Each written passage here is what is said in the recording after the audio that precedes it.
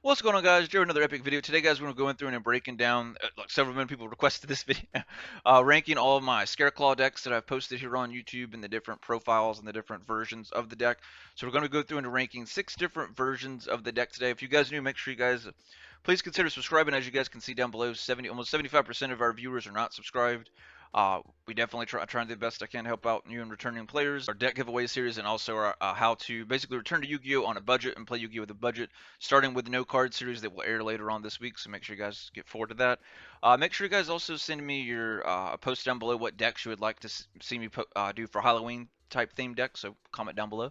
All right, let's go ahead and dive in, guys. Make sure you guys like, comment, and subscribe. I appreciate it.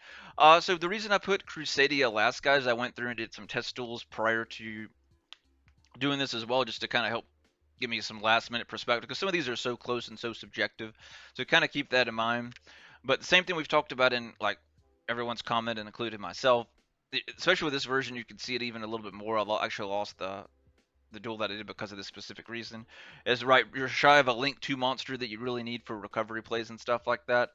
uh, in certain situations, right? So that's what happened with me. I came close to almost instantly winning this match, but ended up going to game three, and that's the reason I lost in game three, was because that specific reason. I needed the Link 2 recovery play and didn't have it. So just kind of keep that in mind. It's a really good deck. It's very good for pretty consistent of getting out, try hard, and things like that. But other than that, not too much. But it is fun. It's a nice, fun deck to play if it's and very budget friendly. It's the cheapest deck out of all of them that I built to play. So like if you're on a budget and you can't really afford some of the other cards, this would be the cheapest and easiest version to get. That's still very fun and competitive to play, I would say. The fifth version, that I did number five would be the Tri Brigade. I did this one number five because right, it's so susceptible from stuff from the graveyard, right? Because you're doing more grave card. You're already like that at normal, right? But it's like that on steroids with this deck.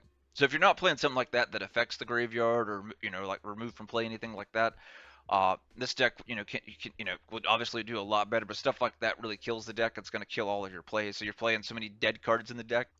You're just at such a disadvantage. That's one of the reasons I rank this a lot lower.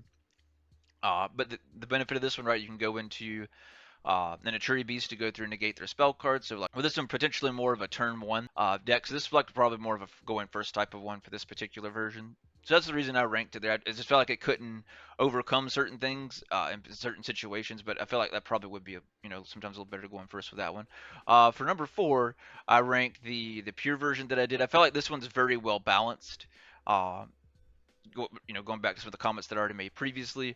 As far as with this version, right, it's very easy, just same as all of them, right, to go into try hard, do your standard combo plays. We are playing in this one into the V range, so it does make sure we're able to get the link one out, put one of them in grave, and get the field spell from deck to hand. So we thin that out and potentially get another extender, or maybe they just go ahead and, since they couldn't ash him, they ash that, which depending on the situation could be fine, right? Maybe you just wanted to get him out, so you got that, so you have the parallel exceed combo, or maybe you have the rescue cat, or anything else you could go for combo here.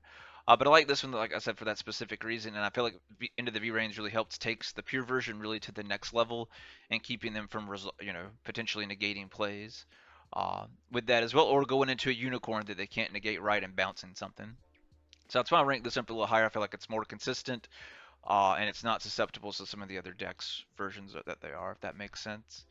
So for the next one, so number three, so rank number three on the list is going to be the Live Twins version I did. I thought that this one's really good, guys, as far as the same as the others. All of them are very consistent, but this one does and focuses on more interruption plays. So that's why I rank this one a little higher than the others.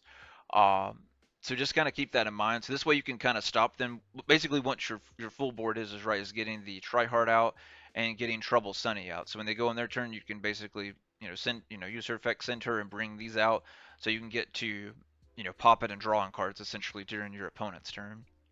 So that's essentially how the deck works. So that way you can go through and stop.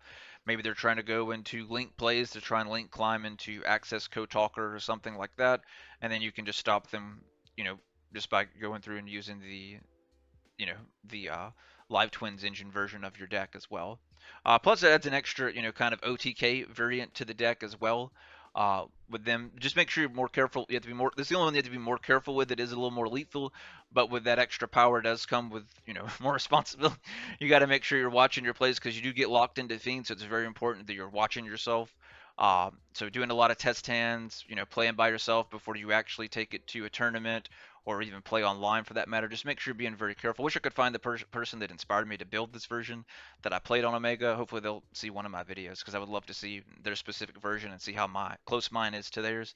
So the rank number 2 is going to be obviously, guys, the tier version. This one's just so good because, right, you can play on turn 0, go into your Dracov Stapelia, go into Garuga, go into your Kitty Kalos, or even I've even went to turn 0. I've went into Kitty Heart on turn 0 as well too. So anything is possible with this. You never know what happens. So it adds that little extra light sworn effect that I always love. You guys, if you guys have watched Jump, you guys know I love playing light sworns. So it adds the extra curiosity to the effect. Plus, you're putting stuff in grave, whether it could be the arrivals that help save your card, or maybe a Scareclaw that you need to bring back with the Triheart, something like that. Plus, with the extended plays, right, it helps you go into this, potentially draw a card, have a negate out, or you bounced a card during your opponent's turn, right?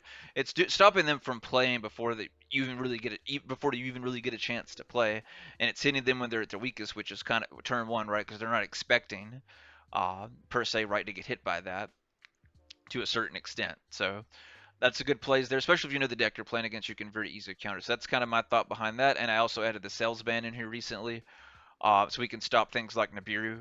So you can just call Nibiru and they can't nib you. So you just combo right through. You don't have to worry about Nibiru and bam, OTK on game. So I'm going to start running sales ban in more of my versions now, so I can just play straight through that.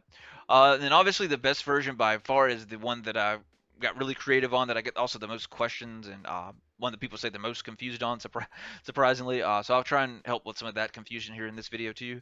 So what this one, guys, this one's basically my Shatala version. This one basically is, it's kind of like the Live Twins, but Live Twins on steroids, because this is basically just meant, right, they're all inherent summons, and it's really just meant to give you interruption plays and insider knowledge of what your opponent's playing, and you're banishing stuff face down, so you're getting stuff out of the game from their graveyard, their extra deck, face up on the field, so you're getting rid of monster cards that are in your way, spell and trap cards that are in your way. All that stuff is gone. You're getting rid of Winda before they play Winda. You're getting rid of their Arvermax or their Access Code Talker, their Unicorn, their Underworld Goddess. A lot of people started playing it's basically in their deck now versus before, so that card's a very played card. So that way you can go in and get that out. So that way, if when they're playing, going for their IP play, it limits them going into Underworld Goddess your turn, or Unicorn your turn, or Arvermax or Access Code, whatever the card may be. It stops plays like that. Plus, if you're going first, you already know what their deck they're playing against, so you can build your boards as best as possible, right, based on the hand that you drew and your plays that you're able to make in that game, based on that as well too. So I love it. Unicorn's still my favorite. I know everyone's going crazy over Fenrir and talking about him lately, but I'm just making sure Unicorn gets some love. He's still my favorite, and to me the best one, because he pulls the spell card and he also lets you see what you're going up against. If you're going up against tier, I know I'm playing tier, so I know what to go ahead and banish from the extra deck that's going to hurt me the most. I like Fenrir because he does get rid of face up, like the Winda and stuff like that we talked about, or their spell trap card, so he's really good too. But that's my reasoning why this is the main deck.